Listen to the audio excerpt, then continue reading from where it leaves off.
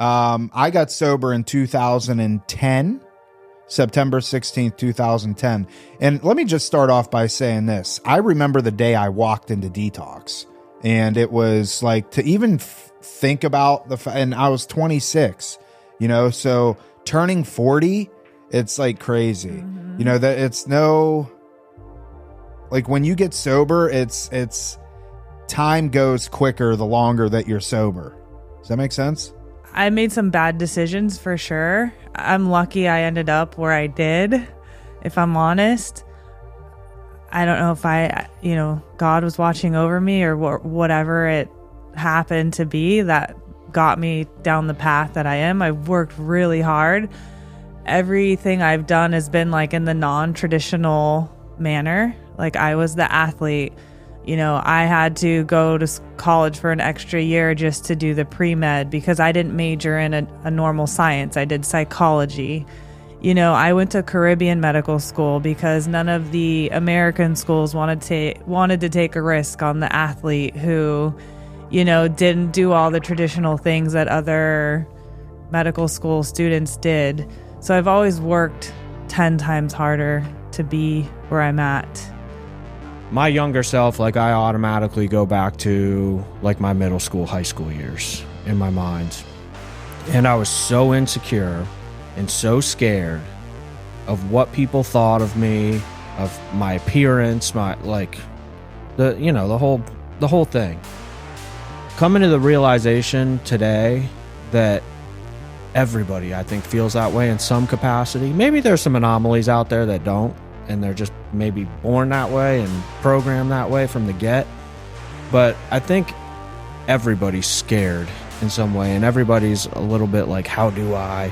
And because I always thought everybody else had everything figured out, and I was the only one that was lost. Here we are, Real Recovery Talk. I am your host, Tom Conrad. In today's episode, we've got Benjamin B. What's happening, everyone? And we've got Dr. T. Hello. First things first, thank you for tuning in on the podcast app, whichever one that you choose to use, and thank you for watching on YouTube. In the end, if you have any comments, questions, or concerns, you could always reach us, info@realrecoverytalk.com. Again, that's info@realrecoverytalk.com. And ultimately, we want to help you turn your mess into your message. And go see our Facebook group. It's a Facebook support group. You just go to open up your little Facebook app. We know you have one. And type in Real Recovery Talk support group. And we'll let you in. But, we got to figure out, can one of you, or any of us, figure out if, in fact, people are putting their emails in to get in the group? Like, if you don't put your email in, you're not getting in. It's that simple. Yeah, we can figure that out. Okay. You okay? I think we'll have to ask Donald that. Yeah. Yeah, we got to. Yeah, I'm fine. Are you? Oh, I don't know. Your cardio was hurting there. You're losing your breath right there. You got it out there. How many cigars did you smoke last night? 2. Did you? Yeah. Yeah, why? No. Do our listeners know why you smoke a cigar every... Wait, it wasn't Wednesday night. It's because Amanda's out of town. I told you. Oh. Yeah. So Wednesday night, I took my wife and the kids to the airport, so I didn't even get to go to my meeting on Wednesday night. So Wednesday night's his like cigar men's meeting. Mm-hmm. Yeah. And so I made up for it last night. With 2. Yes. And the first one was really strong. So it was like, I shouldn't have even had the second one, but I did. And now I woke up this morning and I'm like coughing and, You're like nasally and like. Yeah. So. Yeah. But anyways, guess what, Ben? What, Tom? It's our birthday. Yes, it's coming up here very soon. Well, this episode's going out on April 7th. So I was kind of hoping that we could pretend like it was our birthday. All right, I'm pretending. It's our birthday week. Is that what they call it? There you go. Yeah. There you go. So anyways, we thought that we would do an episode on ourselves. How old are we, Tom? 40. Yeah. So for those of you that don't know, Ben and I both turn 40 on April 7th, which is in fact today. It's not today, but it is today because this episode is going out on April 7th. today it's like March 29th. 29th. Yep. Yeah, so pretty exciting stuff. And we got some good stuff coming down the pipeline next week. We're excited. Ben and I are traveling to Orlando to go to the NCI convention, put on by Jason Phillips and his team over there. And we're podcasting with Sal DiStefano from Mind Pump. And Brad Jensen, the sober bodybuilder. And Brad Jensen, the sober bodybuilder. And a few other people that are fitness and nutrition coaches, but they have a story that is relatable to addiction. Yeah, So, they cover a lot of mental health stuff on their podcast lately, too. Mind Pump? Mind Pump does, yeah. Yeah. Yeah, so I'm excited for that. And maybe we can get Adam to do one too. Yeah, that'd be sweet. That would be more of a self-serving podcast for you. Yeah, that's my dude. He's my favorite. I'm just going to throw it out there. Adam's your favorite? Yeah. Why? I don't know. I just feel like I relate it to our podcast. Like, you're Sal. I'm more like Adam. And what's Tambini? Is she like Justin? I don't know. What? She actually is like Justin, if you think about it. Why? Like Justin is like like he's the guy that played football and like he was the athletic person, you know, and you're like the athletic person out of us. I'm not like Sal. I would say that. What do you mean? What makes me like Sal? This ought to be interesting. You're both grumpy. Yes. You're very determined, get it done, very focused. Black and white. Yes. No fluff. I use grumpy loosely. Yeah, because I'm going to cut this and probably tag them in it. So should be interesting. But yeah, so we're excited for that. I'm excited to hang out with those guys. And they shouted us out on one of their episodes last week or the week before, which was pretty cool. So thank you guys for that. And yeah, so 40 years old, pretty crazy. I got sober in 2010, September 16th, 2010. And let me just start off by saying this. I remember the day I walked into detox, and it was like to even think about and I was 26, you know, so turning 40, it's like crazy, you know, that it's like when you get sober, it's time goes quicker the longer that you're sober. Does that make sense? Like I'm coming up on 14 years. I know you are too. Yeah. I'm December 8th, 2010 is my sobriety date. I'm September 16th. So you got me by Yep. a few months. I'm your elder. Yeah. So anyways, I've been on a Bobby Lee kick lately. I didn't know who Bobby Lee was until this morning. He's hilarious. He sent it to you too? He sent it to you? I send you guys all my like funny stuff that I see. We're on his send list. Is Nicole on that list? No. Occasionally? I mean occasionally, but really only She got political Bobby Lee stuff. this morning. That's why I'm asking. Oh. Yeah. He's sober. You think we can get Bobby Lee on the podcast? I think Tom could do anything because you're like Sal. Bobby Lee. I agree. Bobby Lee. And, well, let's just keep it about Bobby Lee. We would love to have you come on the podcast and talk about your sobriety journey. I would say that you would offer a very unique approach to the typical episodes that we normally do. And it would be an honor to be able to have you come on the show. So I'm going to clip this and I'm going to send it to you. And hopefully you entertain the idea at least. And I would say the same thing for Theo Vaughn. Theo Vaughn. It would be an honor and a privilege to be able to have you come on the podcast. We'll come to you. Wherever you may be, we'll come to you. If we got to hop on a plane, which I'm sure we do because we're not going to drive, we will come to you and do a podcast. It would be an absolute honor and a pleasure and a privilege to be able to do something like that. You guys think it'll work? Tom, you're our fearless leader. Where you go, we will follow. Yeah. All right. So what are we going to talk about? I think we should talk about you guys. Okay. Let's Do talk. some reflecting. All right. Well, you would have to ask some questions, I think. Okay. Go ahead. Go ahead. Go ahead. I have a lot of questions.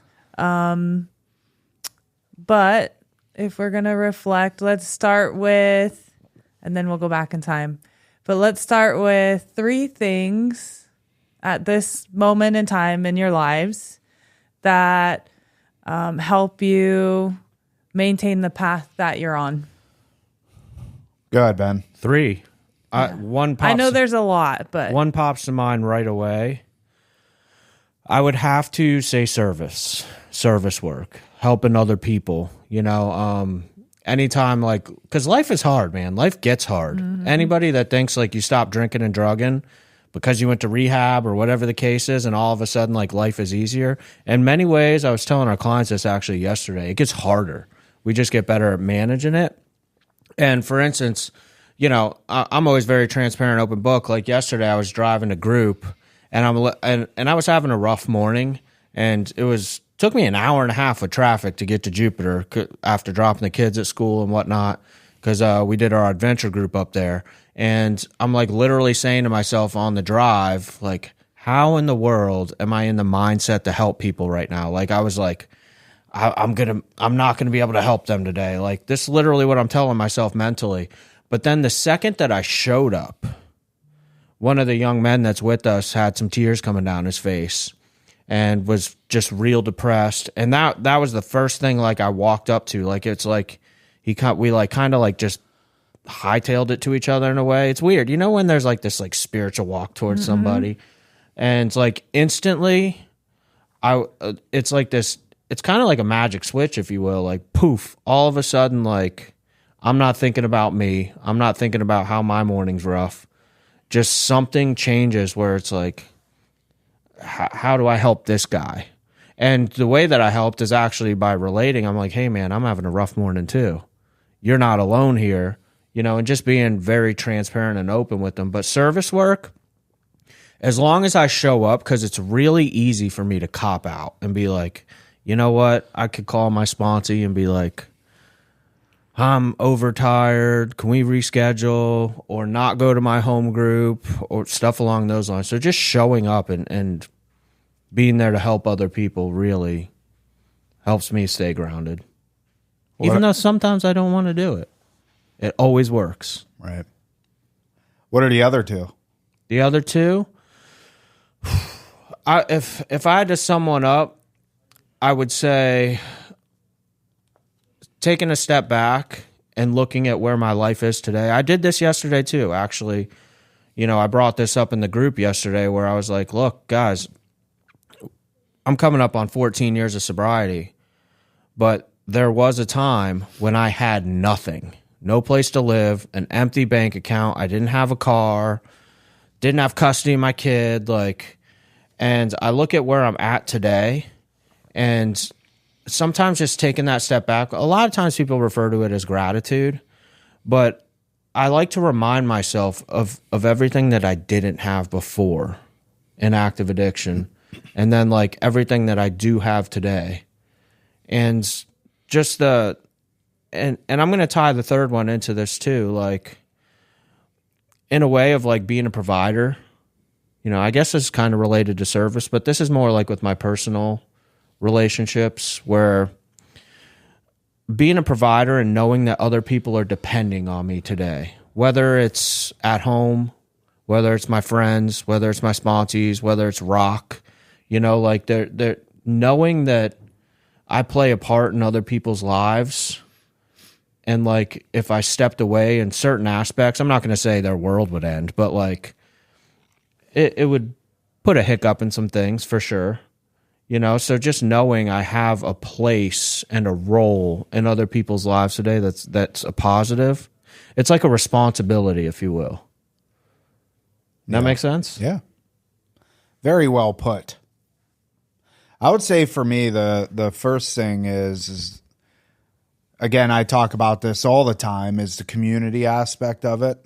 I I don't hang out now. I don't surround myself with people that I'm not equally yoked to, I suppose.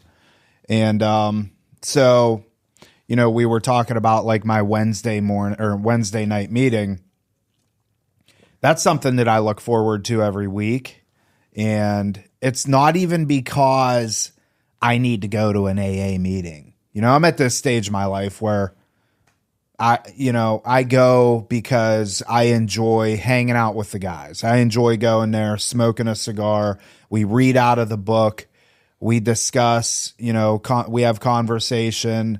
And sometimes we go off track and we find ourselves talking about something like the new Netflix series that we're watching, you know? And for me, that's a huge part of it. Not only just a Wednesday night thing, but like we're going on our yearly fishing trip in July.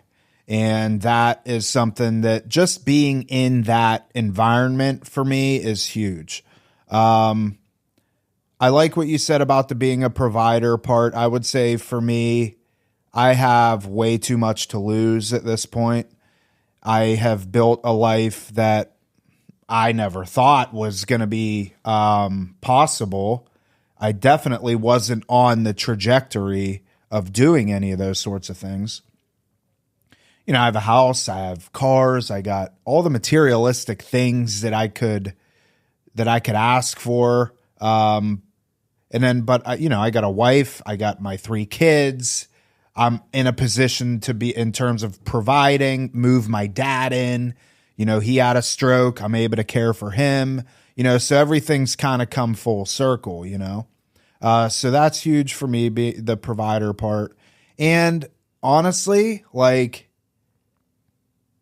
it's not hard now. You know, it's not something that, and it hasn't been hard for a long time. And I don't know when that switch flipped or when things, I would say, after probably 8 months to a year, it started getting, at 6 months, I was in rough shape. 6 months, I walked up to a mentor of mine and I said, look, if this is what sobriety is all about, I don't want nothing to do with it. I feel like shit. I feel depressed. I don't know if this is for me. And I'm like, either I'm going out and I'm going to start drinking again, or I need to go on meds, one of the two. And he was like, well, have you talked? And I was in an IOP program at this time. He says, have you talked about this with anybody outside of me? And I'm like, no. And he's like, well, why don't you start there? And that's what I did. And I remember to this day, I was in group down in Lake Worth off J Street next to Propaganda upstairs. J Street. And I walked into the group and I'm like, this, in choice words or whatever, basically, that was the first time that I really kind of unloaded, you know? And then it started getting in. I never ended up going on meds. And like, I really kind of found the power of just being open with people and talking. And it started getting easier from there. And then, so simultaneously building my community, providing, knowing that I'm a provider and people rely on me, podcast included. People are relying on this to go out every week, twice a week. And there was a point in time where the podcast was kind of like, if we wanted to do one, we'll do one. If we didn't want to do one, we won't. And I'll come up with some cockamamie excuse as to why it didn't go out. And but now it is more of a, people are depending on this, and they need it, not need it, but they want it on a weekly basis. And so, and that would kind of translate into, I just got a shit ton of stuff to lose if I were to go back out and crack open a cold Budweiser and a shot of Jim Beam, because that's what I would do. If I were to do it, that's what I would do. Jim Beam, huh? Jim Beam, yeah. Red Budweiser. Stag. Yep. I like Budweiser. Oh. Yeah. You guys. Hell yeah. So, but anyways. Okay. There was a lot there. To like elaborate on a couple things. one thing though, you touched on the material stuff, and I did a little bit too with like attaining all this stuff and like being grateful for everything I have now. But I also said in group yesterday, none of that material stuff matters if you don't have relationships. Like you were saying about community, it's so important to have. Like, dude, I have a sponsee right now, for instance, that, and this is very common, very, very common, where like, if I just get this job, then I'll be okay. If I just get this amount of money and move out of the halfway, I'll be okay. And every time he hits a milestone, it's a new milestone. And he never even has time to celebrate the one that he just achieved. And I'm like, bro, like, how much time are you spending building relationships, going to new meetings now that you're not in halfway? Like, you need people in your life. And it's like, no, I need to get my license fixed. I need, like... Who are you referring to? I spaced. I was thinking about something else. One of my sponsees. Oh. Yeah. What was the other thing I was going to say? I'm drawing. Oh, you brought up that, what'd you say? The problem went away at like 6-8 months when you stopped thinking about a drink? Yeah. Well, yeah. I mean, for roughly, the most part, yeah. When I walked into group and really started telling people.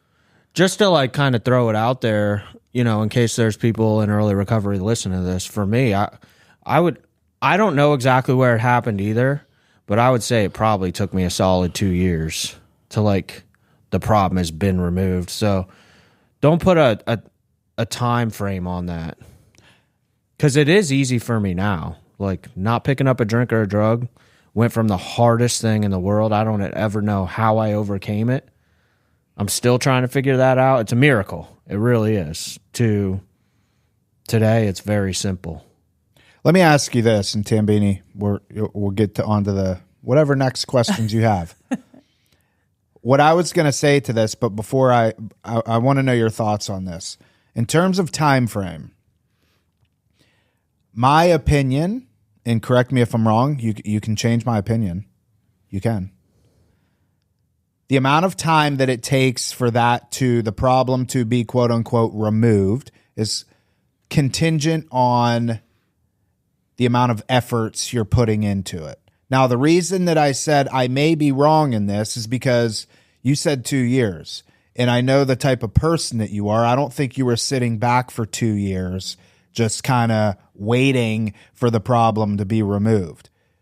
You know what I mean? Mm-hmm. So am I right in that statement, or am I not?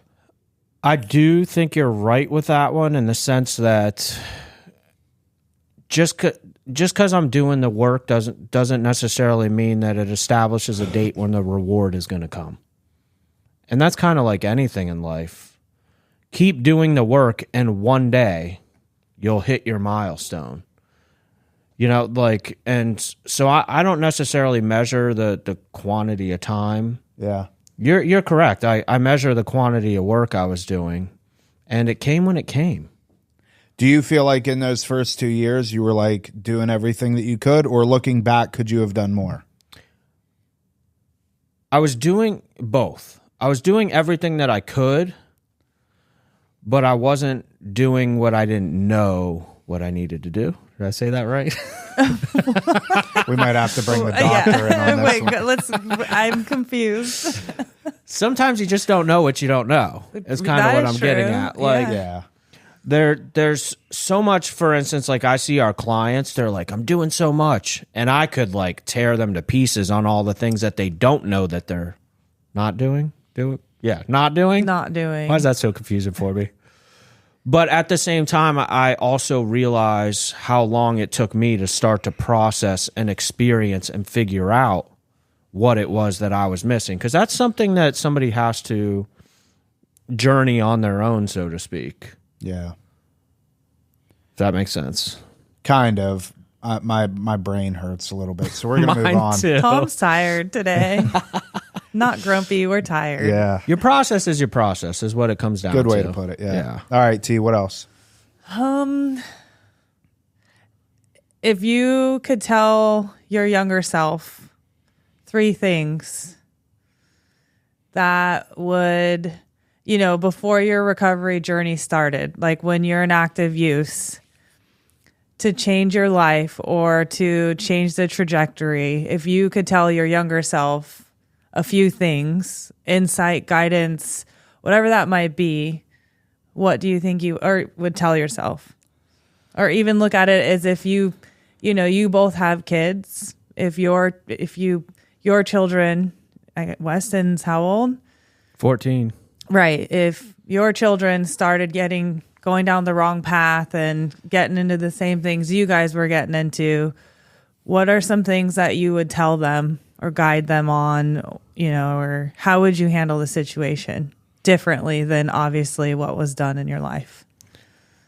I don't know if I could come up with 3, but there's one that really jumps out to me. And I think I realized today, now that I'm older, more mature, further in my sobriety, everybody's terrified. And what I mean by that is my younger self, I automatically go back to my middle school, high school years in my mind. And I was so insecure and so scared of what people thought of me, of my appearance, the whole thing. Coming to the realization today that everybody, I think, feels that way in some capacity. Maybe there's some anomalies out there that don't, and they're just maybe born that way and programmed that way from the get. But I think everybody's scared in some way, and everybody's a little bit like, how do I?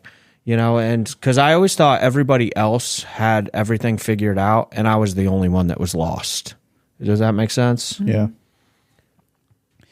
That's a tough question. As you were asking this question, I was quickly going to respond, I wouldn't change anything. I wouldn't tell myself anything because my process was my process and it landed me where I'm at today.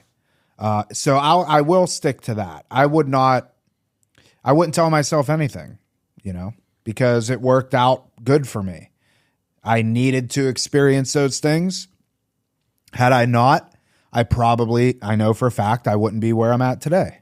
I could be doing a job that I absolutely hate, hanging out with people that I don't really care for, yada, yada, yada.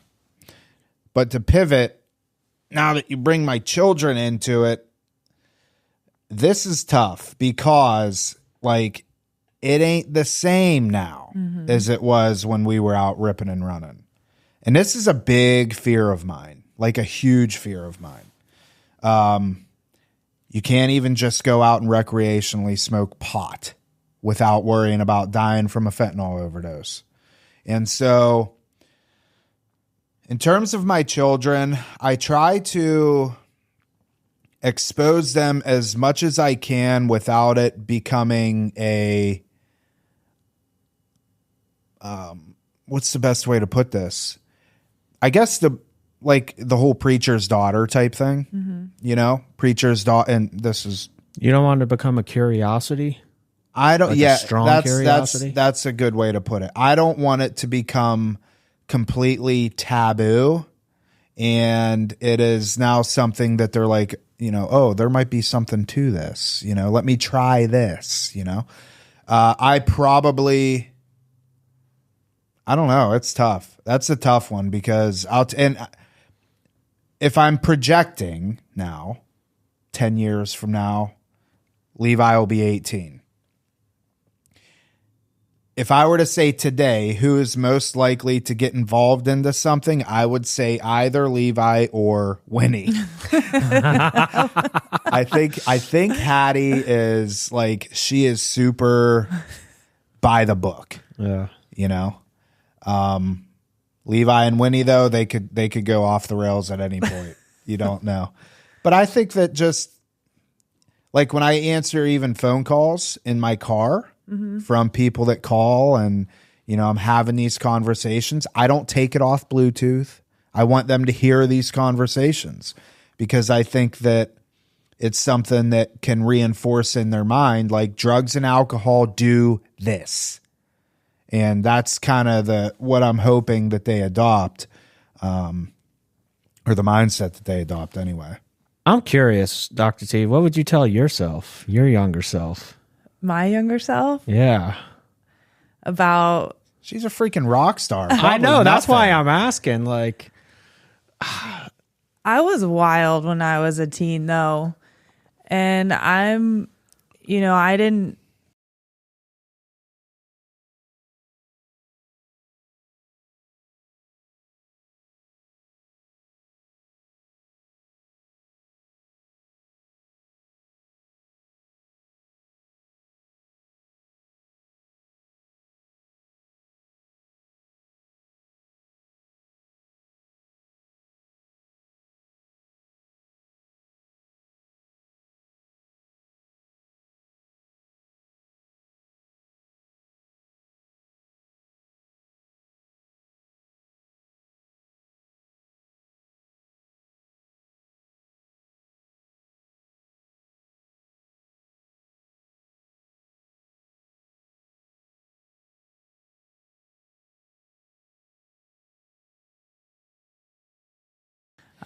What do you mean? Go back to the American medical school versus Caribbean, because you were an athlete and you weren't like a nerd dork. Yes, exactly.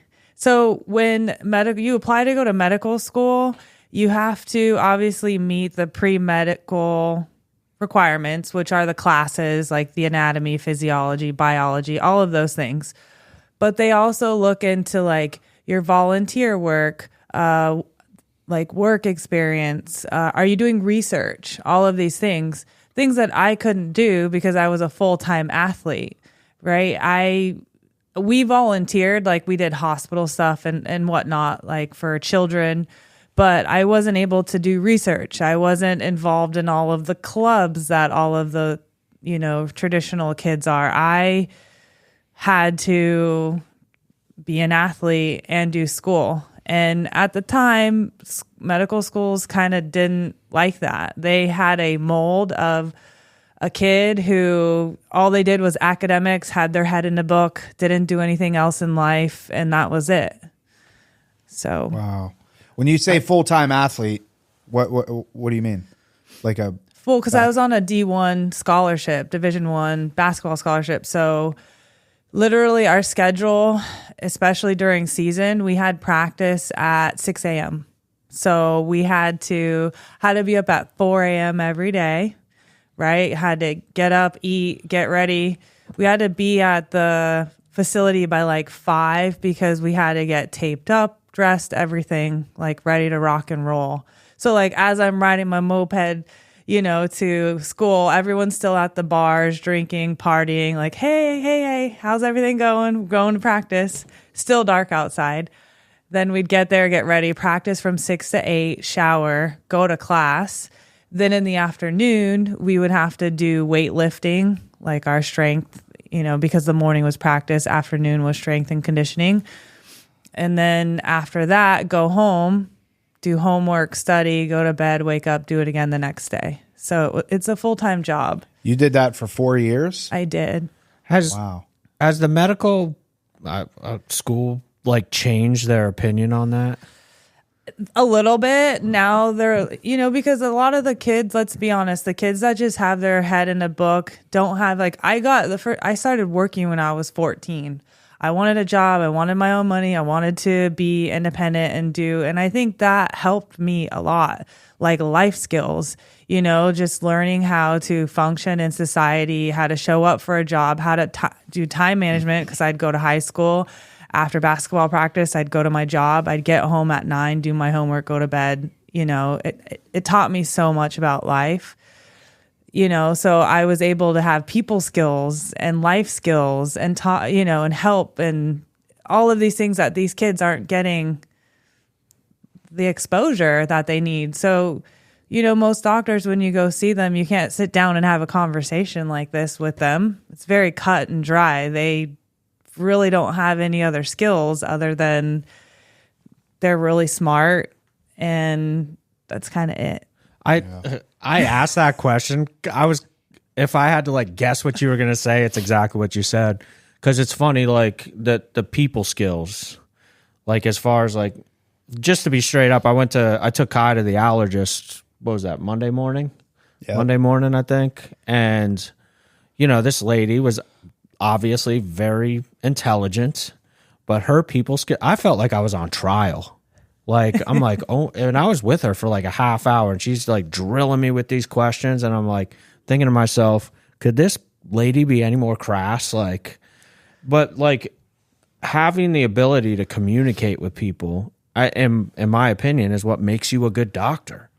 Like, you're able to listen to people and connect with people and hear them. And I don't know, nothing against like bookworms and nerds, Right. but like, you know, we've all got like our spot, you know. But yeah, I don't know, I was just curious about that, because I would honestly think that somebody from your background in most cases would be a better doctor than somebody that sat in their dorm studying 24/7 on Adderall like a recluse. Agreed.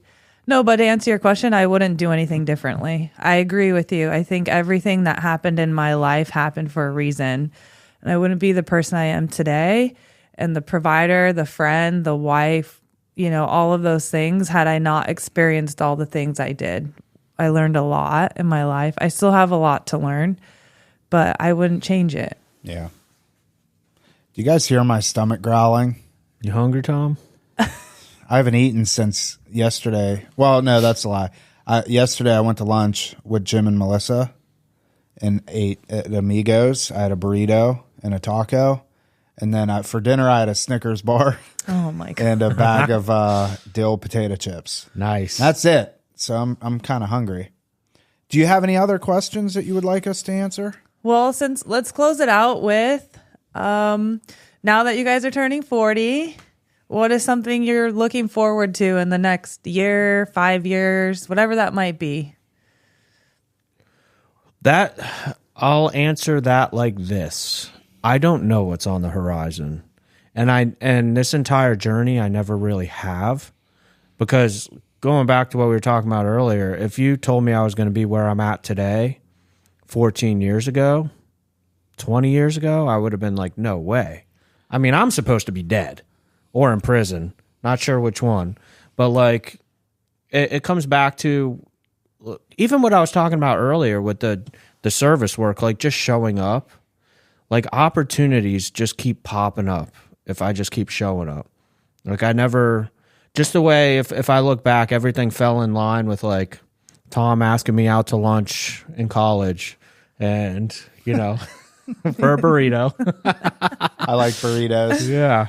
Yeah, just the way everything just happened. Like, there was a point in time where he asked me if I'd come over to Rock, and just the timing wasn't right. And then what, like year and a half later? Something like that, yeah. It ended up, like, came to fruition. So just showing up, and I don't know what to look forward to. I guess that's my whole thing today, is like, I don't know what I don't know, because I didn't imagine I'd be where I'm at today already. So like, what could possibly be in the future? Who knows? But I'm sure there'll be some good stuff. Yeah, I would say for myself, in a couple different categories, starting off with like family and home life. I want to travel more. We go nowhere. True. You know, I've been to Orlando, Disney World. Disney. Yeah. You know, my wife is in Washington, D.C. right now visiting her sister, but that doesn't really count because I've been there a half dozen times. I really would like to travel more, you know, take my kids out while they're young to experience these things, and experience it myself, honestly, because I haven't. The extent of my traveling was California in 2018. And we went to Yosemite and did that whole thing, which scared the bejesus out of me. But so that's it for family. Just, you know, really focus on just having more experiences while my kids are still young. In terms of like business and stuff like that, obviously grow this podcast to as large as we possibly can and help and impact as many people as we can. And I think we're on the way to doing so. And with Rock, the treatment center, just keep doing what we're doing here. You know, Rock is on autopilot at this point. It's we've got systems put in place. We offer a very good structured program. I wouldn't want to change anything in terms of rock other than make it better if we can. And honestly, if you were asking me right now, what could we do to make it better? I don't know. So I think that we got a lot of good stuff cooking, and I'm excited for it. And yeah. What about you, T? For this year? Or just next 5 years. Next 5. 10 years. I'm with you guys. I go in with zero expectations because I agree with you. You show up and things will fall into place. Never in my life did I ever imagine I would be where I'm at currently, coming from where I came from. So I'm just grateful for the things that I have and the opportunities that I have. And I look forward this year to growing as a person, growing this podcast. I really want to educate people, break barriers, and just spread the word because it's such a taboo thing to talk about what we talk about. And I really want to normalize it, so that would be one of my big goals for this year. Definitely. We're well on our way to doing so. Very true. Well, that was fun. Happy birthday, Ben. Happy birthday, Tom. Thanks, Dr. T, for being a part of our birthday on April 7th when it's March 29th, but we're pretending like it's April 7th. I only want to say one more thing. I drink a lot of these. LaCroix. And LaCroix in sobriety is a pretty major, they're a big brand. And you may not know this, LaCroix, but a lot of people in sobriety turn to you to quench their thirst. I, in fact, probably drink 10 to 12 of these a day. If there's ever a study that comes out about seltzer water being good or not good for you, I'm screwed. Me too. Yeah. So just know, LaCroix, that we love you. We support you financially. And if you ever want to send us a free case of LaCroix, you can. 12 a day? Yeah, probably. Wow. So I did read something. Don't tell me. What? Tell me after. Okay. Yeah. Did you, side note, sorry to, just real quick, I saw yesterday on the news 7-Eleven is releasing their own flavors of like carbonated water, and it's like hot dog flavor, like hot dog flavored water. Ben, what band? Limp Bizkit. That's right. Yeah, it's like there's like mustard, ketchup. It's like all these things. What? Why? What marketing genius came up with that idea? I don't know. It's like part of their marketing scheme right now. Watch it. Would you try it? Would you guys try it? I would try it. I would try anything. Have you ever had the food from 7-Eleven? It looks really good, but I've never had it. No. Yeah, I've never, even in my active addiction, been a gas station foodie. Gas station diet. Dude. No, I'd grab a bag of pretzels and a milk, and that'd be about it. Oh no! And half the time the milk's sour. No. You know the raceways, how they have like the heater. Dude. Yeah. Thing with all right, gas station taquitos. Yes. Oh man, yeah, dude. And the corn dogs. You ever had them? No. Tambini's like, I don't eat that. No. I'm a professional athlete. I instantly think like diarrhea. Yeah. You got to take the good with the bad, though, you know? Anyways. All right. Well, that was fun. That is it for this episode of Real Recovery Talk. Thank you for tuning in. In the end, if you have any comments, questions, or concerns, you could always reach us, info@realrecoverytalk.com. Again, that's info@realrecoverytalk.com. And ultimately, we want to help you turn your mess into your message. And please go join our Facebook support group. We're excited to see you over there. That is it. We will see y'all later. Later.